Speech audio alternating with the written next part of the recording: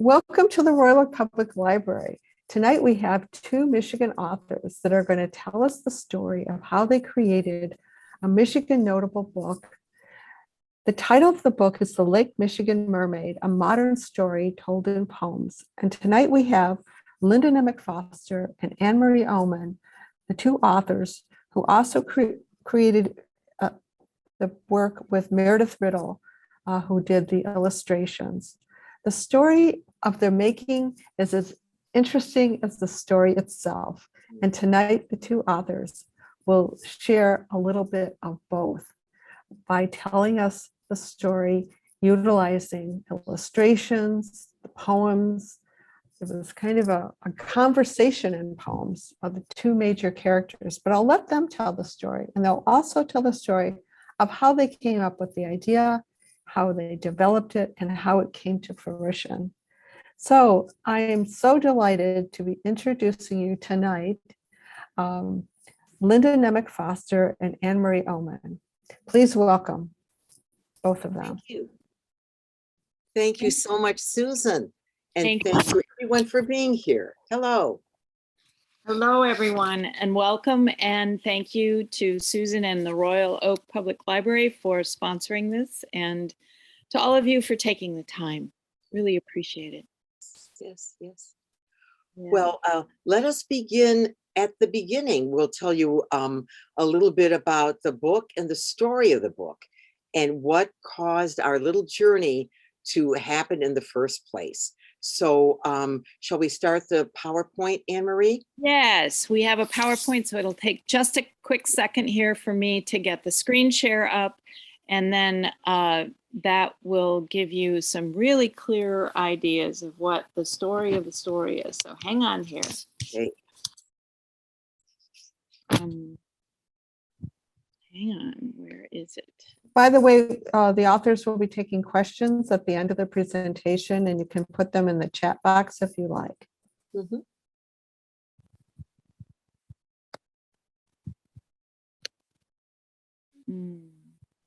Let's see. I need a view from.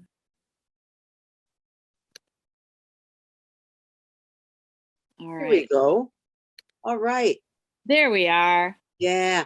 And Can everyone see this? Yeah, this is us.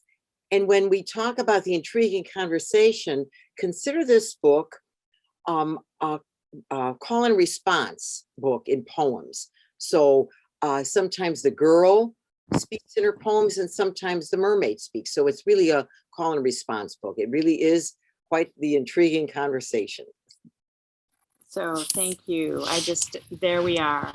There's our first. And that's the cover of our book for those of you who haven't seen it yet. And it's a beautiful book. And our third collaborator in this project is, of course, Meridith Ridl. Linda mentioned her earlier, and you'll hear about her role, which is as equally as important, if not more important, than our role in creating this story. So there are really three collaborators in this project. Absolutely. And I'm just going to scooch ahead here. So you've gotten a look at us. And we want to start this with a little mini reading. We're going to read the naming poems, which are the first poems in the book. And they introduce the characters that you're going to follow as we unfold this. Linda, do you want to say something more about these naming poems, or should I? Yes. Keep in mind in the book, the girl speaks first. So the first poem in the book is the girl's poem, and then the mermaid responds with her naming poem, and it goes back and forth. And what I did with my mermaid poems, I decided that she is not a very chatty person because she doesn't really use verbal language that much. She has her own mystique and aura. So her poems are short. They're only 14 lines. All of them are 14-line poems for all the mermaid poems. And this first poem is an acrostic, meaning I developed a name for this mermaid. And it wasn't Tiffany or Ariel. You know, she's not a Disney mermaid at all, as you'll see. She's not, Mary or Josie. She is her own person. And I had to come up with a name that was different for her. So I looked at my Latin. I was a Latin student back in high school, and I came up with the name Filia della Sea, which basically means daughter of the lake in Latin. And so Filia della Sea, happy to say, it's 14 letters to go with my 14-line poem. So this is an acrostic. My first poem is an acrostic, meaning it takes the letters of each of, well, the letters of Filia della Sea. I wrote them down the page, and each line begins with the letter of that word. For instance, PHYLLICA, all the way down the page. So that is how this first poem came to be, because it's made up of the letters of the name Filia della Sea. Beautiful. Thank So you. shall we begin with the girl's poem first? Yes, and the story on the girl's name is Lucretia, but they call her Like, spelled Lyk for short. It's her nickname, and you'll get the feeling this name is interesting. You'll get the feeling of the name, but the name is interesting to me because it's a name I believed deeply, that I had heard, that I had found somewhere. I knew that was a real name, and I thought it meant joy. And when I went to search for it and find it just to confirm it, there is no such name. And so it was something that was given to me out of my imagination, which I appreciate. Yeah. Like, my name is Lucretia, meaning joy, but I don't feel joy. They call me Like for short. The name Like, it freaks me out. Like, my friends say my name so much, it turns into stammer, something their tongues are searching for to make one thing like some other random thing. But they never really do compare. It's just a word to fill the air, like, nothing. Each day, I wonder if there might be a being out there beyond that line my mom calls the thin blue lip of Blue Lake, a being who would say like the name was meant to join one joyful thing to some other joyful thing. Is there anyone? And this is the mermaid's response. Hearing my name. Perhaps you heard my name in your dream last night, when the lonely sound of ice captured the waves and silenced their song, which danced in your heart. This song, this echo of a stranger, like your own voice, as if the dream carried you to the lake and you heard me in the captive water. Filia della Sea, my name and my song, daughter of the lake. So there you have, thank you, Linda. It's always a beautiful reading. Oh yeah, Um, I love her name. Yeah, it's pretty gorgeous. And so there you have just a taste of the two characters, the very beautiful atmospheric sound of Linda's poetry, and then the more troubled girl. And that sets up the conflict for the readers, that the girl is out there seeking. She wants to find something, and the mermaid, she's hearing her in some way. So the story of the story. Yes, the story of the Linda, story. why don't How you it start? started. Well, you see on the right side of the cover of Fresh Water, another book, an anthology of women writing on the Great Lakes. The editor was Allison Swan. It came out from Michigan State University Press, probably, I want to say in 05 or 06. It was a Michigan notable book also back in the day. And to tell you the truth, this is all prose.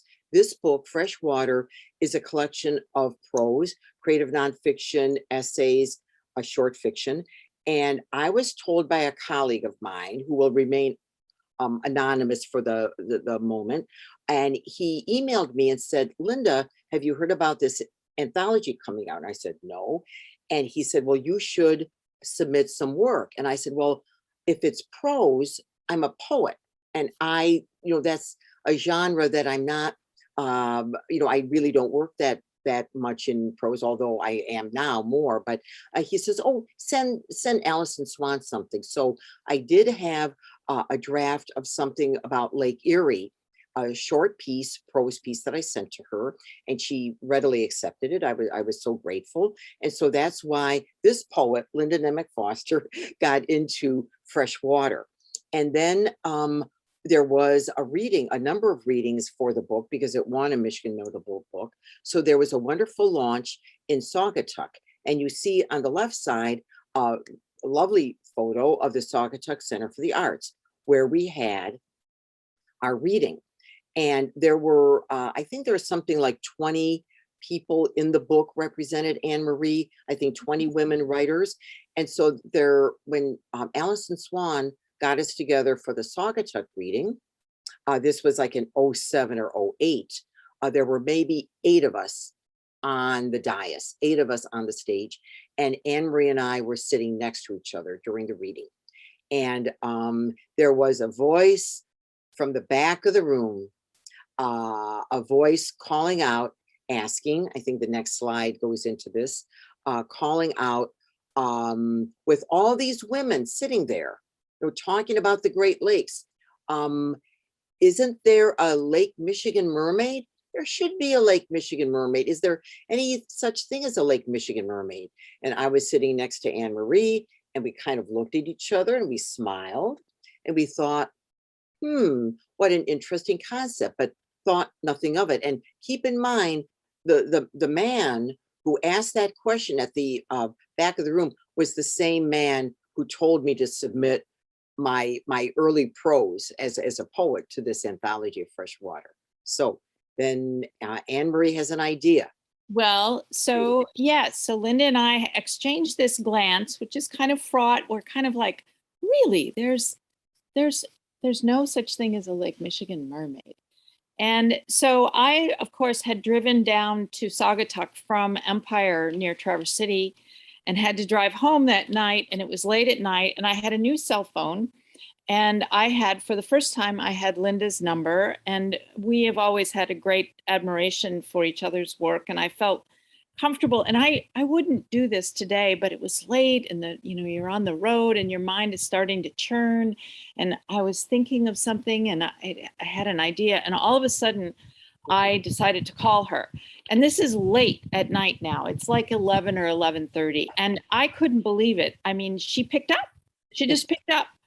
And she was wide awake, which will make sense in a little bit. Yeah. And I said, Linda, I know this is crazy, but I have this idea about the mermaid. I just had this feeling that maybe there could be poems that we could write about the mermaid, or maybe there'd be 2 people who'd write back and forth. And I didn't have a really well-formed idea, but the first thing out of Linda's mouth was, I want to be the mermaid. And I thought of it as a challenge because I knew this wasn't going to be a Disney mermaid. I thought of it as a challenge. And I just wanted to challenge myself, kind of think out of the box and, how I could formulate this mermaid in this project that we were just beginning to think about. And so that's how I became the mermaid. And that sort of defined then that there would be one other voice. And it seemed natural to me that it would be the voice, this is not typecasting, but the voice of a troubled girl. and that she would be, maybe it is typecasting, she would be the person who would be seeking the mermaid. And so we had these 2 characters. We decided right then to write back and forth. And we also we made a decision to keep it a secret. We just felt like this was something, and my reasoning for wanting to keep it a secret is because I'm not an accomplished poet. My work is mostly in creative nonfiction and essays, and I love poetry and I practice poetry, but I don't have a lot of confidence in my poetry.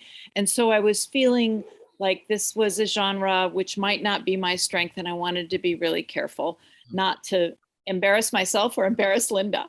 And here's the So- thing, I never had doubts, dear Anne Marie. I never had doubts about your prowess as a poet, because a creative writer is a creative writer, and has that talent no matter what genre it is.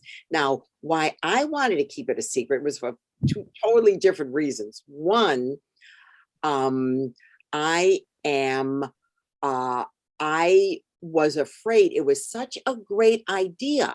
I didn't want to tell a lot of people because I didn't want someone to steal it. That was my first reason. I did not want anyone to run off with this idea because it was such a great idea. My second reason is there were two. I can be superstitious, and I didn't want to jinx it by telling a lot of people about it and then not knowing if it was going to go anywhere. And then have people ask me, well, what about that mermaid thing? What happened? So those were my two reasons for keeping this a secret. I didn't want anyone to steal the idea, and I didn't want the idea to fall off the face of the earth and not come to fruition. Because as we know in our business, the publishing world, a lot of things can happen, to an idea. And so we kept it secret for 10 years, only telling our spouses. Your husband, David, Anne Marie, and my husband, Tony. So that's how the secret started. So we wrote back and forth, sometimes once a month, sometimes, every other month. We sometimes had things happen in our lives that stopped everything cold for several months at a time. But we kept at it for quite a while. And we were, the years were passing. Linda lost her mother or father. I lost my mother. So you get the idea. So then we're going to read two more poems that show the advance of our characters in this. So this is called Sudden. And this is her the girl likes first little inkling that something might be out there. Far out, a flash, a fish, but not a sleek and leaping thing, an arc alive, painted morning fog, golden gray, then low, a humming, almost song. My Graham hums along. You out there, I can't see you, can't see past that flash, light on light, a strange dance. But I hear you.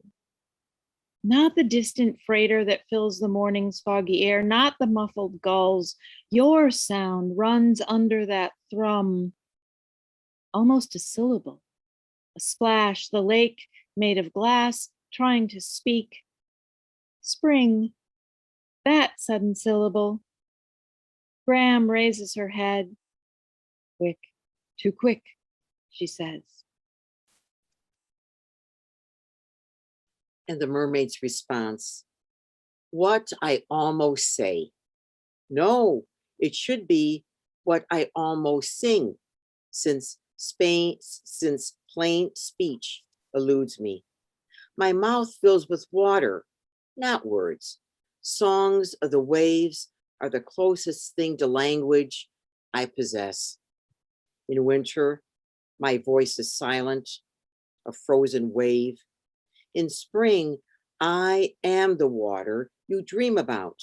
Water, water, whispering in each heartbeat of the moon. Love that heartbeat of the moon. Mm-hmm. So we were moving back and forth, developing these poems. We were developing the story, the girl searching, the mermaid out there in the water, and it was kind of in abeyance. And finally, there was another reading. Another reading for another anthology we were in called Poetry in Michigan and Michigan in Poetry. I think there's approximately like 70 or 80 poets in this beautiful anthology that was published by New Issues Press, edited by Jack Ridl and William Olson. And we were both in it. And there was another reading for the book in Northport, a bookstore. It was a bookstore in Northport. And there were like, again, maybe like a dozen of us that were there. And afterwards, Anne Marie and David very graciously invited my husband, Tony, and I for lunch or dinner. And we went there, and it was in Anne Marie's kitchen. I said, you know, we've been going back and forth for a number of years now with this story. You doing some poems, me responding, back and forth, back and forth. And we're at a point, like a plateau. We've reached a plateau.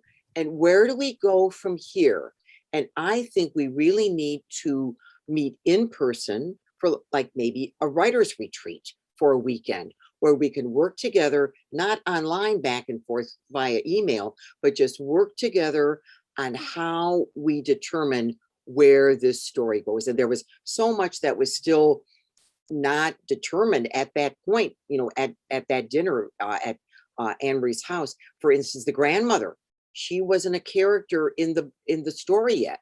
So there was a lot of loose ends that I thought we needed to be together to work 3 solid days.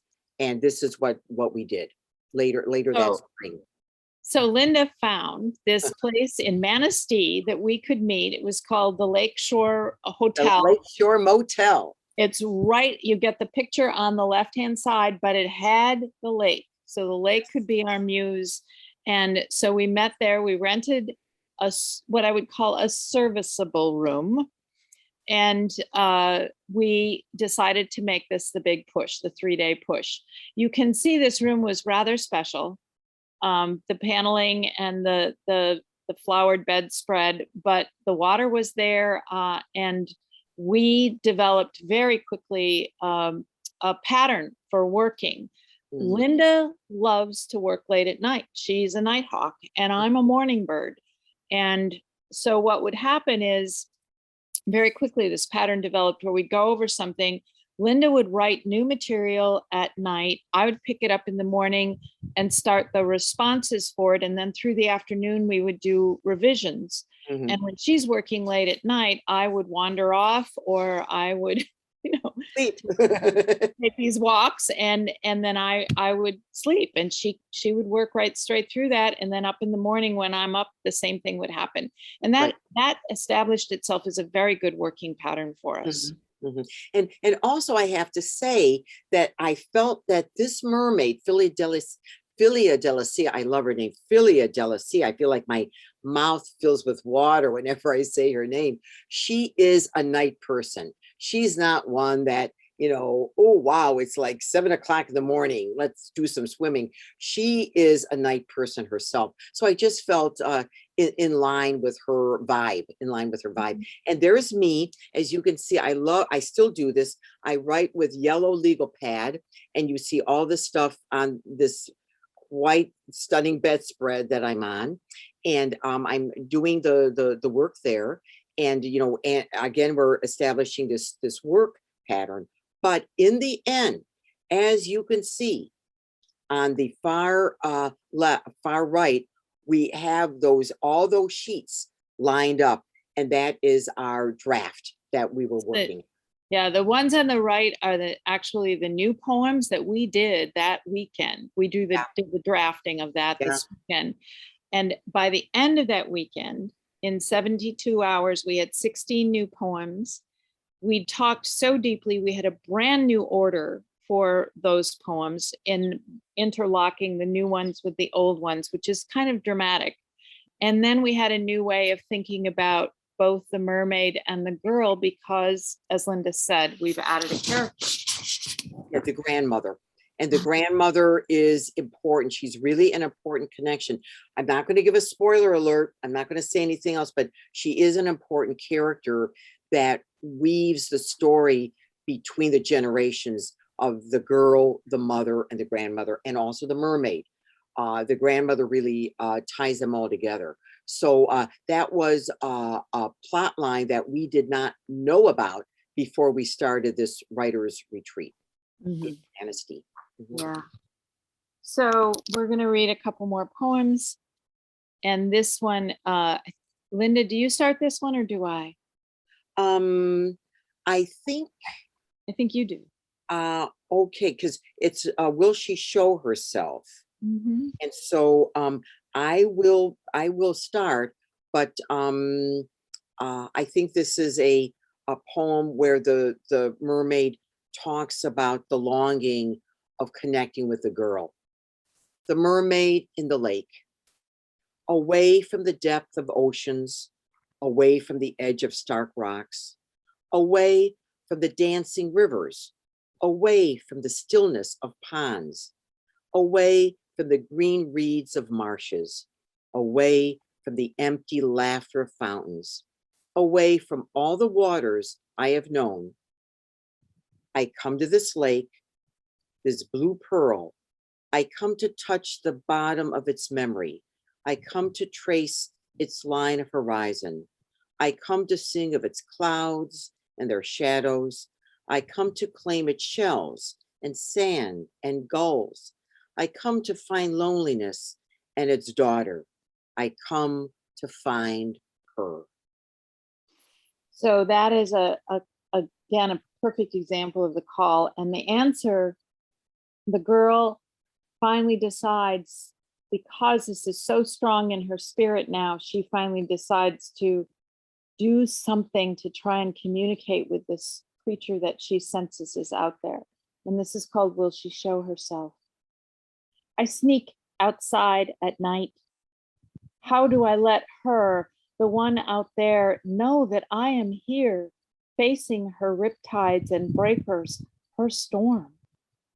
I am out here in rain and spitting snow, showing myself. I promise I won't hurt you. And then I trip on matted dune grass, roots storm yanked from sand like dream tangled hair uncombed. And I pull free my own blue hair ribbons, and I tie them to those roots and grass and toss them to the undertow. A knot, a message to her, a ribbon word caught in the current, recognition. So that takes their relationship a step further. They're getting closer. And of course, the crisis in Like's family's household is also growing worse. So we sent the manuscript out after that long weekend and a few more runs at revision. And we were delighted when, it doesn't happen immediately, so we're going to cut to the chase because it's a long story, but we were delighted when we got these words coming back from Wayne State University Press, which is the press that has been so faithful to so many Michigan writers. And you can read them for yourself, but we then, Annie Martin, who was the acquisitions editor at the time, wrote us this beautiful positive note about taking the manuscript. And we realized then that we had a book on our hands. But there was a caveat. We want this book, and it was a big but. We want this book. We love the story, but it needs illustrations. We need it to be fully illustrated. And in at least American poetry books are not illustrated. You may have a wonderful cover, you may have a wonderful title page, but it's not wall-to-wall illustrations, but this is what Annie and the press wanted. And it's like, oh, now there's the challenge of finding an illustrator, and not just an excellent illustrator, but the right illustrator for our story. Because we did go through, about 3 illustrators, Anne Marie? We interviewed, I think, 3 or 4. And that they would look at the story, they had the manuscript, they would give us, their work, we kind of like auditioned them. And all 3 of them gave us the typical fairy tale Disney mermaid. And that wasn't this story at all. There's conflict in this story, there's resolution, but it's really not a fairy tale ending that happens at the end. So we really needed someone to understand the vibe of the book, and especially the vibe of this very different mermaid. And Go ahead. who do we find? Next slide. Here's our team. We find Meridith Ridl.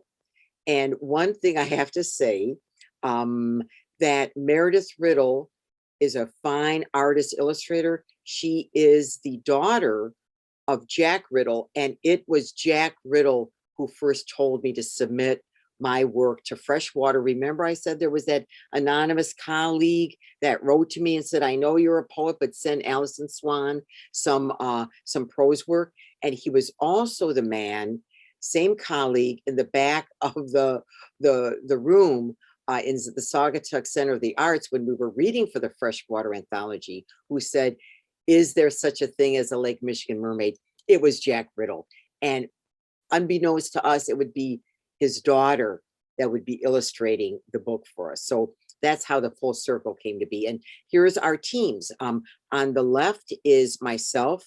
Annie Martin is next to me, at the time, the acquisition editor for Wayne State. There's Meredith next to her, Anne Marie at the far left. And then Anne Marie, and that's when we first met Meredith to tell her about the manuscript and what we had in mind. And then the team on the right is actually some designers from Wayne State University Press. Anne Marie, why don't you talk about that picture? Well, the wonderful thing about Wayne State at that time was that there was a whole team working on the Mermaid project. And I didn't know a lot about illustrated books. As Linda said, nonfiction and poetry are not generally illustrated unless it's something very unique.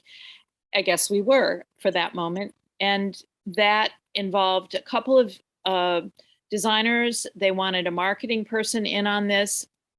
And the designers were the people who were going to look at what Meredith was producing, these illustrations for the poems. And she wasn't going to make an illustration for every poem. It was going to be selective.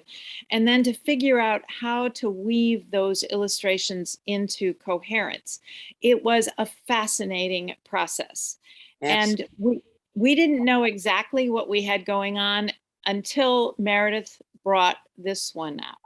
And that one slide before that you saw with all of us on the right, okay, we were at a restaurant in Grand Rapids meeting, and this is the first meeting where we saw Meredith's work. So we go to the next slide, and what Meredith brought to the table, literally to the table at lunch, was this illustration. And I held it in my hands, and I thought to myself, this is it. This is the mermaid we have imagined. She's a shadowy figure. She's mysterious. She's a night being out there, and she is like the spirit of the lake. She's the spirit of Lake Michigan, and Meredith just captured it. And I remember holding, and it was about like almost 2.5 feet, wide. And I remember holding it, and I didn't want to give it up. I was just so in love with this illustration, and I knew that we were on the right track for the artist as we were moving forward. Yeah. And I just want to point out in the illustration, if you look like in the center, you will see in the waves, tiny little, it looks like lettering. And you'll see these little markings that suggest writing. And we just felt enchanted by this idea that the mermaid might have her own sort of water language, and that Meredith had captured that in her own way. There were also lots of drawings with just beautiful marks on them, and we didn't understand that. We'd never designed a book, but she was doing beautiful work with atmosphere, and that became part of the story too. Oh, absolutely. As a matter of fact, I'm looking now. That's right. I don't have a share screen. Maybe you can't see it as readily. But for instance, here's an example. I don't know if everyone can see the stippling on the side on the margin. You just have it's not any characters or any representation of the girl or the mermaid or her family, but it's just this atmospheric design pieces that are almost like ice ice markings. And even in the middle, I didn't notice this before, Anne Marie, look at this. Even in the middle where the crease is, she's got these wonderful margins. And this is what the designers were referring to when they talked about various atmospheric illustrations. Thank you. So then things have to get stressful Yes. for our girl and our mermaid. And so we're going to give you a little bit of a teaser here. So finally, the girl decides to go out into the lake. She has a piece of styrofoam that kind of works like a paddleboard. And she has an old paddle. And she's pretty desperate and depressed to make some kind of connection with the mermaid. The fall. The wind's a bully. It won't let me turn, keeps pushing out. I'm cold to my heart, too far from shore, and the gusts herd me hard west across the lake. I can't see land, ours or any. I've heard of this. So cold, your skin turns warm, then hot. I call for help, but no one hears in storm. The only choice is to let go. And that's when I hear her hum and look down, and she is there, all silver blue and green-haired song. And I fall, I fall, I fall, I fall, I fall, all the way in, all the way down, always into her arms, into the arms of the lake. Lullaby. Before I see you falling into my world, I feel your essence. I hear your muted gasps. I answer with a song, a hint of a lullaby. Hush, hush, hush. Be calm. Don't struggle. Let go of all fear, all longing. I am here holding you, lifting you up from the depths of my lake song with its low melody to the air that surrounds your world of rock and driftwood. From your mother's dark sea, you first emerged. Now feel the air caress your face again, as if for the first time. So they're in trouble. And if you want to read it, you'll find out what happens. So we're going to just close with a little bit of comment about, we didn't realize how much this book would come to mean to us in terms of water activism. Both Linda and I have become very conscious that our lake is threatened and that we need stories and maybe mermaids that are working for the water. And so we felt that we would close with just a declaration that we are deeply involved and caring about our water as much as possible. We don't want it to become a commodity. We want there always to be mermaids in that lake. And all kinds of water. For instance, the picture on the left, that's Anne Marie paddleboarding in Lake Michigan, freshwater. And the picture of me on the right, I am kayaking in salt water off the shore of South Carolina in the ocean. So all we want to say is water everywhere needs to be protected and preserved, because now more than ever, even more so than when the book came out in 2018, we feel the environmental impacts on our environment, especially water, that needs to be protected and cherished. And so we're going to close with a collaborative poem. It is the final poem of the book. We aren't going to spoil and tell you what happens, but there it's a contrapuntal. It's a very special kind of poem. And I had never written one before, and Linda sort of challenged me. It was the final night at We're at in Ludington at our little retreat. In Manistee. Yes, in Manistee at our little retreat. And I think the first draft might have been written on a napkin as we had a glass of wine and went back and forth. Yeah, it So, was. It to was. give you a picture. Yeah. And So Linda, actually, yeah, a little introduction to the contrapuntal for those of you who don't know what it is. It's kind of like a counterpoint in music. And it is a form of poetry where you actually have 3 poems in one.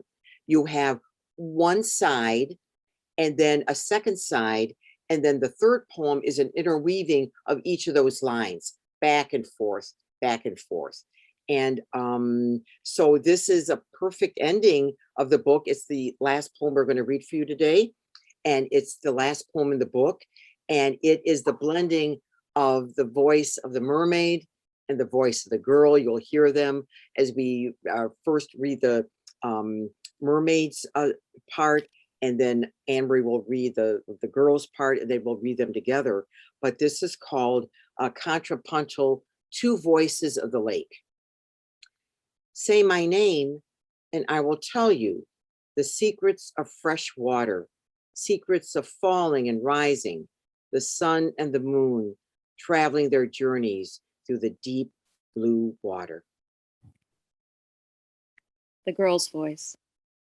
Call out the lake that lives in me, because I love the waves, the water running in wild currents, the thirst for beauty in my ordinary life, the ebb and flow that need no map, because they know they are home. And now a combination of the two voices. Say my name. Call out the lake that lives in me, and I will tell you because I love the waves, the secrets of fresh water, the water running in wild currents, the secrets of falling and rising, the thirst for beauty in my ordinary life, the sun and the moon, the ebb and the flow traveling their journeys that need no map, through the deep blue water, because they know they are home. Thank you. Thank you. Thank you. Thank you.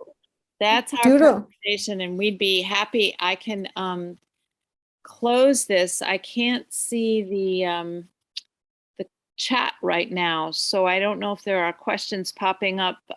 Susan, I will close this down. Okay. Okay. I do see a lot of, you can unshare your screen too, Anne-Marie. Yes. There we go. There we go. Okay. Excellent. So that was lovely. I had goosebumps when you were reading the last one. I'm so mesmerized by hearing literally your voices and then the voice of your work. This book, as I may have mentioned too quickly, or if I didn't mention at all, I'm going to emphasize that this was a 2019 Michigan notable book. Yes. Yes. And yes. We are still celebrating it as a recent notable book because things were so challenging the last 2.5 years. Absolutely. And so this is still fresh in our minds. And I just loved hearing the whole evolution that brought us to this point tonight. Some of the comments I can read out loud. Such a great presentation, the story, the images, the poetry, the beautiful woven conversation. And it's so great that you shared this journey and details of your process. This would make a great YouTube video.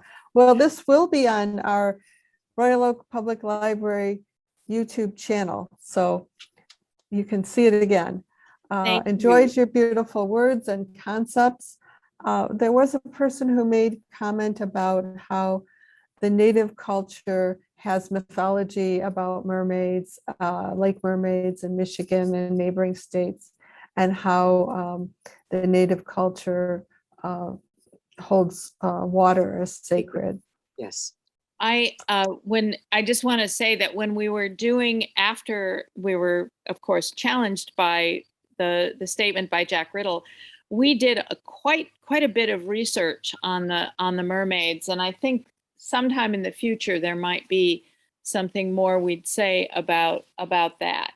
Mhm. It was there's a long history of mermaids and mermen in the indigenous cultures, which is really cool. And what's really amazing is how those myths and folklore is all around the world. There's Chinese mythology and Polish mythology. The sirens, of course, from the Greek myths. African mythology has mermaids. It's really quite an amazing study of this enduring connection with human imagination of the water. And I think it was really fascinating, as Anne Marie said, when we did so much research in the folklore and mythology of mer people. Yeah. Wonderful. I have a question here. Did Meredith illustrate any book before she did this one? I don't think so, Anne Marie. No.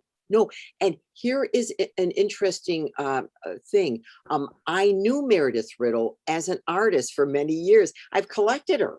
I had a couple of her paintings. She's represented by a wonderful gallery in Grand Rapids called La Fonsi Gallery. You could go to their website and see her work. You just plug in her name. And I never thought of her as an illustrator for our book because she never illustrated a book before. So this was a first for her. This was a first for Anne Marie and I doing this very intimate collaboration. And it was a first for Meredith. And it was, I think, Annie Martin that recommended or suggested Meredith as the illustrator. And then Meredith, rose to the challenge and said, yep, I'm up for it. Let's do this. But good question. As far as I know, Anne Marie, she had never illustrated a book before. I don't think so. And so that it's pretty remarkable what she did. Yeah. Mm-hmm. Mm-hmm. And also the designers at Wayne State, bravo. When they did, as I showed you one of the pages with the stippling, there was a comment that said it looked like a fish. The ice always looked like a fish. And at first when we saw this, we couldn't understand what's this about. But I am not a book designer, so they were thrilled. And I just remember the Wayne State people the designer said, trust us, we know it's going to work. This is going to be great. And it was. Mm-hmm. Yeah. Great question. Thank you, Diane. Yes. Other questions? Or any comments? Anyone else? Native Americans hold the water sacred. Yes. Like stripes on a fish, exactly. And Diane also said, and watercolor is the perfect medium. Keep in mind, neither Anne Marie nor I really told Meredith much. We didn't say, no, it should be watercolors, or why don't you look at, I don't know, acrylics or oil. We just let her do her thing. And we just trusted to the process. And actually the whole collaboration was an exercise in trust. I totally trusted Anne Marie in this journey. I mean, in so many ways. Same way. We just accepted. It was one of those processes where I think the signature of it was yes and. It wasn't yes but, it was yes and. Yes. And that's kind of how we operated for this project. Yeah. Just want to add here, I have another question. It pertains to what you just shared. Would you ever consider another collaboration? Yes. Yes. No hesitation. Yes. Mm-hmm. Yeah. Okay. That's we exciting. would. Collaboration is, I think for both of us, Linda has a long history with collaboration, and I have some collaboration projects that I've done. And what I like about collaboration is it's different from a partnership where one person does one thing and one person does another. Collaboration is a real, true give and take. And it's challenging to the ego. Mm-hmm. You have to go in with more humility. And I think that's when you're actually in process and you can get past that ego that we all have about what we've made. Mm-hmm. that's an experience I really cherish. Yes. And And it's different. And as you said, the whole idea of the trusting, and also that the whole is greater than the individual parts. Mhm. And that's what you have to say. You know, yeah, there's the mermaid voice, there's the girl's voice, and then there's the art that really ties it together. All three of them are important, but not as important as the final process and final product, which came to be. And that's what you have to, you know, keep in mind. Mhm. And be flexible and be willing to change and make, you know, concessions and compromise. And it's all part of that. Yeah. Yeah, that's a great question. Thank you. Kensia, that's a beautiful question. Thank you. Yeah. I have a comment here. Delightful to hear your process of collaboration. I enjoyed spending this evening with you all. Thank you. Thank you. Lovely. Thank you, Nellie. Nellie, who's zooming in from Grand Rapids. Thank you, Nellie. And thanks to all of you for spending this hour with us. What a pleasure to have this audience. Really appreciate it. Yeah, thank you. Any other Thank- questions from you, Susan? Oh, thank you for asking. I feel honored to have heard, you know, to be part of this whole intimate experience, even though it's through this magic of the internet, and especially because it is. And it's just, I don't have any more questions. I just want to say thank you, both Anne-Marie and Linda, for sharing your process and your poems. And I know that all of us are encouraged to read more of your work. Here's our little flyer from the Royal Public Library, to find the book. Yes. And see it with new eyes, and also other works by Anne-Marie and Linda. Thank you. Yeah, because here's our book, and it is readily available at libraries, at bookstores, and if the bookstore doesn't carry it, you could order it. And there is the seal of approval, the seal that is the Michigan Notable Book Seal. And one thing that was not said, that I'll mention now, when it won the Michigan Notable Book in 2019, there were like over 320 books submitted for the award, and from all different genres, history, fiction, biography, art history, novels, poetry, journalism. And they only select 20 every year from all these different genres. And that year in 2019, the Lake Michigan Mermaid was the only poetry book that won the award for Michigan Notable Book. And that was quite an amazing feat. When I heard about the statistics, Anne-Marie, I don't know what you thought, but when I heard about these statistics, I said, we were the only poetry book that won in the competition. Really and true. Yeah. astonishing. Yeah, thank you. Well, thanks everyone again, and tune in. We have more programs coming up this summer at the Royal Public Library. Visit ropl.org, and we hope to see you in the library as well.